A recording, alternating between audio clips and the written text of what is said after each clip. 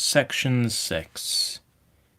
It may seem odd to you, but it was 2 days before I could follow up the newfound clue in what was manifestly the proper way. I felt a peculiar shrinking from those pallid bodies. They were just the half-bleached colour of the worms and things one sees preserved in spirit in a zoological museum. And they were filthily cold to the touch. Probably my shrinking was largely due to the sympathetic influence of the Eloi, whose disgust of the Morlocks I now began to appreciate. The next night I did not sleep well. Probably my health was a little disordered. I was oppressed with perplexity and doubt. Once or twice I had a feeling of intense fear for which I could perceive no definite reason. I remember creeping noiselessly into the great hall where the little people were sleeping in the moonlight. That night Weena was among them, and, feeling reassured by their presence, it occurred to me even then that in the course of a few days the moon must pass through its last quarter, and the nights grow dark when the appearances of these unpleasant creatures from below, these whitened lemurs, these new vermin that had replaced the old, might be more abundant. And on both these days I had the restless feeling of one who shirks an inevitable duty. I felt assured that the time machine was only to be recovered by boldly penetrating these underground mysteries. Yet I could not face the mystery. If only I had had a companion, it would have been different, but I was so horribly alone, and even to clamber down into the darkness of the well appalled me. I don't know if you will understand my feeling, but I never felt quite safe at my back. It was this restlessness, this insecurity, perhaps, that drove me further and further afield in my exploring expeditions. Going to the southwestward towards the rising country that is now called Coomwood, I observed far off, in the direction of 19th century Banstead, a vast green structure, different in character from any I had hitherto seen. It was larger than the largest of the palaces or ruins I knew, and the facade had an oriental look, the face of it having the lustre as well as the pale green tint, a kind of bluish green of a certain type of Chinese porcelain. This difference in aspect suggested a difference in use, and I was minded to push on and explore. But the day was growing late, and I had come upon the site of the place after a long and tiring circuit, so I resolved to hold over the adventure for the following day, and I returned to the welcome and the caresses of little Weena. But next morning I perceived clearly enough that my curiosity regarding the palace of green porcelain was a piece of self-deception to enable me to shirk by another day an experience I dreaded. I resolved I would make the descent without further waste of time, and started out in the early morning towards a well near the ruins of granite and aluminium. Little Weena ran with me. She danced beside me to the well, but when she saw me lean over the mouth and look downward, she seemed strangely disconcerted. "Goodbye, little Weena," I said, kissing her, and then, putting her down, I began to feel over the parapet for the climbing hooks, rather hastily, I may as well confess, for I feared my courage might leak away. At first she watched me in amazement. Then she gave a most piteous cry, and running to me, she began to pull at me with her little hands. I think her opposition nerved me rather to proceed. I shook her off, perhaps a little roughly, and in another moment I was in the throat of the well. I saw her agonized face over the parapet, and smiled to reassure her. Then I had to look down at the unstable hooks to which I clung. I had to clamber down a shaft of perhaps 200 yards. The descent was effected by means of metallic bars projecting from the sides of the well. and these being adapted to the needs of a creature much smaller and lighter than myself, I was speedily cramped and fatigued by the descent. And not simply fatigued. One of the bars bent suddenly under my weight and almost swung me off into the blackness beneath. For a moment I hung by one hand, and after that experience I did not dare to rest again. Though my arms and back were presently acutely painful, I went on clambering down the sheer descent with as quick a motion as possible. Glancing upward, I saw the aperture, a small blue disc in which a star was visible, while little Wiener's head showed as a round black projection. The thudding sound of a machine below grew louder and more oppressive. Everything save that little disc above was profoundly dark, and when I looked up again, Wiener had disappeared.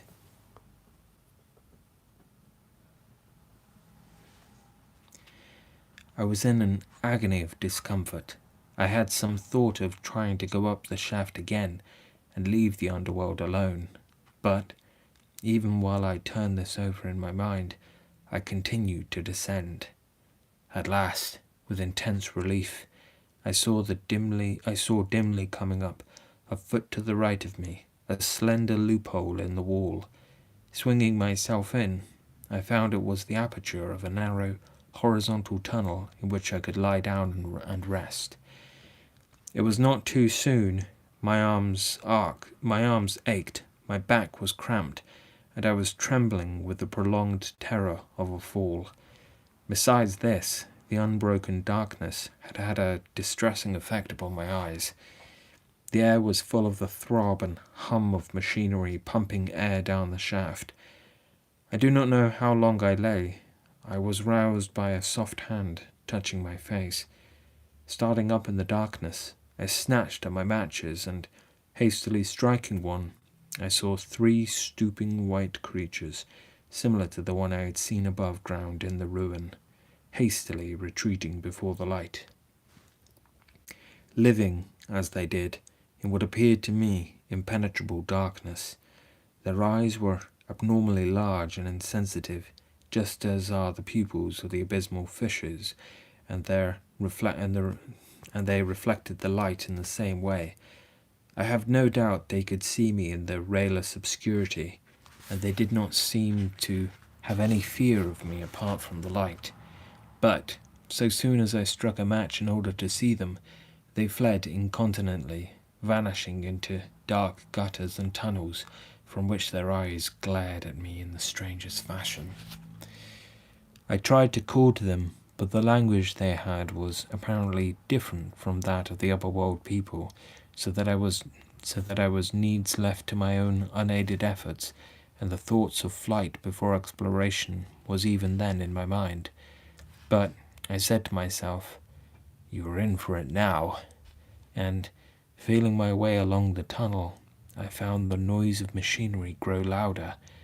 Presently the walls fell away from me, and I came to a large open space, and striking another match, saw that I had entered a vast arched cavern, which stretched into utter darkness beyond the range of my light. The view I had of it was as much as one could see in the burning of a match.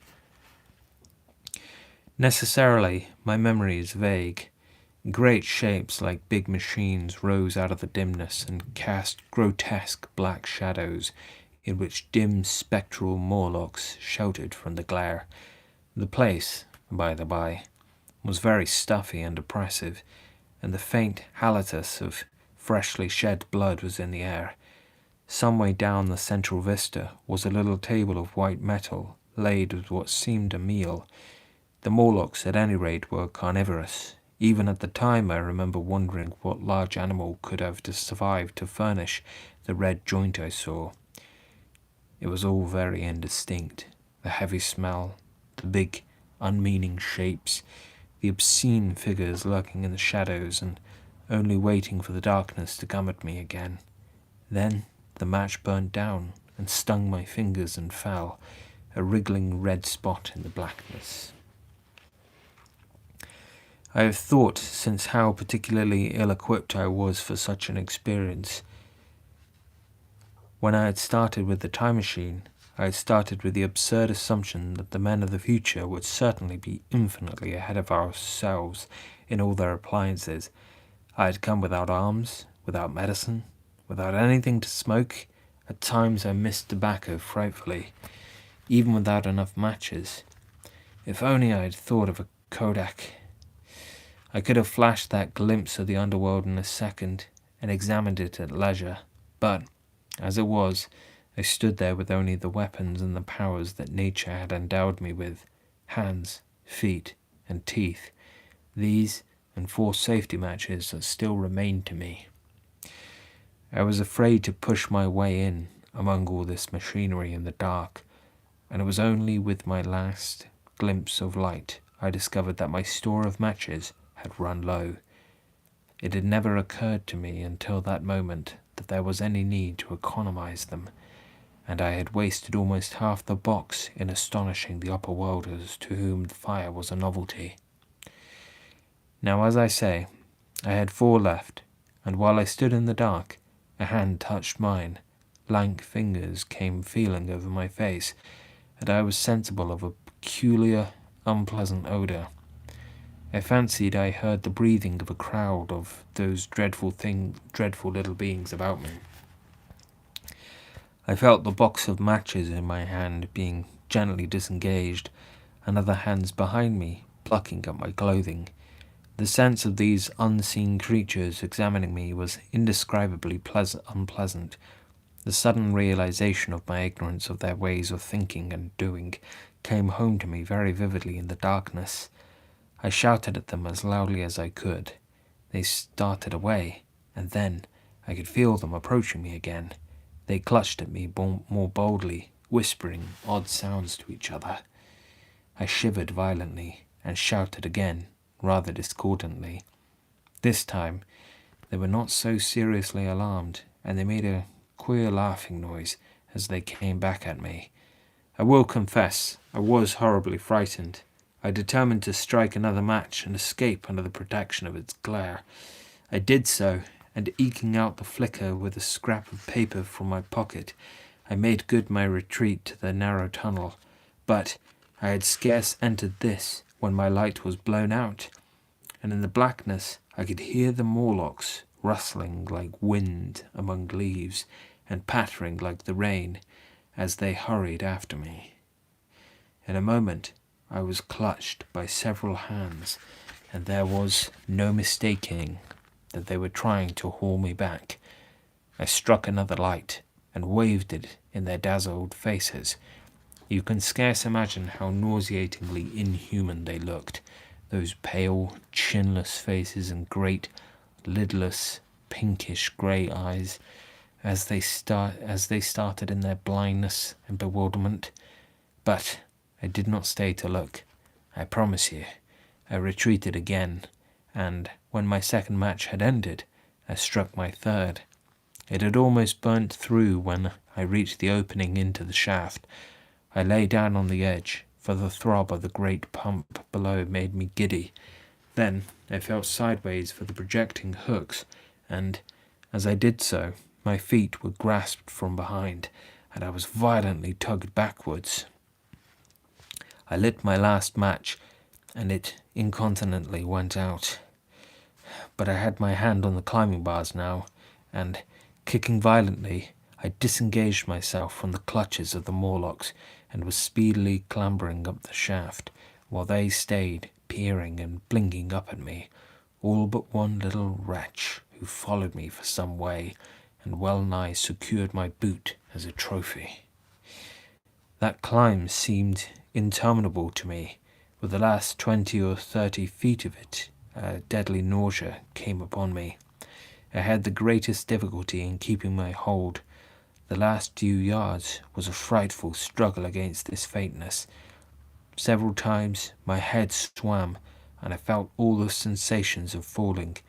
At last, however, I got over the well mouth somehow, and staggered out of the ruin into the blinding sunlight. I fell upon my face. Even the soil smelt sweet and clean. Then I remember Weena kissing my hands and ears and the voices of others among the Eloi. Then, for a time, I was insensible.